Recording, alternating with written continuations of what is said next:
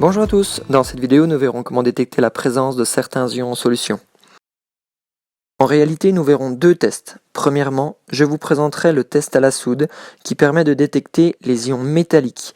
Ensuite, je vous présenterai le test au nitrate d'argent qui permet de détecter les ions chlorure. Avant le test, je dégage ma paillasse pour me faire de la place pour manipuler. On associe le pictogramme corrosif à la soude et au nitrate d'argent, et le pictogramme danger pour l'environnement au nitrate d'argent. Pour manipuler dans des conditions optimales, on mettra des lunettes de protection, une blouse et des gants. On utilisera les substances chimiques en petite quantité et surtout, on ne rejettera rien à l'évier car les ions métalliques sont nocifs pour l'environnement.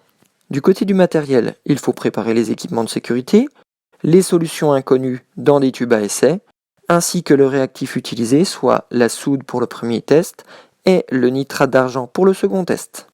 Chaque test se déroule de la même façon. Il suffit de mettre 2-3 gouttes du réactif voulu dans le tube à essai et observer son contenu.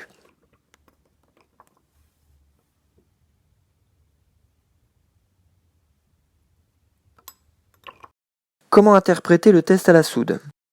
Si aucun précipité n'est visible, ça signifie absence d'ion métallique.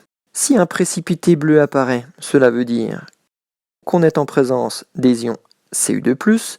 Si un précipité vert apparaît, cela veut dire qu'on est en présence des ions Fe2+.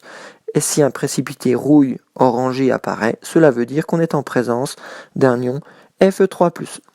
Comment interpréter le test au nitrate d'argent? Si on n'observe aucun précipité, alors cela veut dire qu'il y a absence d'ion chlorure.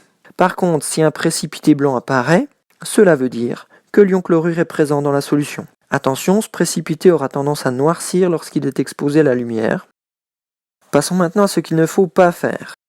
Première erreur possible, sentir, toucher, goûter les produits chimiques, c'est interdit car c'est très dangereux. Deuxième erreur possible, il est fortement déconseillé de réaliser 2 tests dans le même tube à essai car le premier test pourrait interférer avec le deuxième. Troisième et dernière erreur possible, verser une solution contenant des ions métalliques à l'évier. On le répète, c'est dangereux pour l'environnement.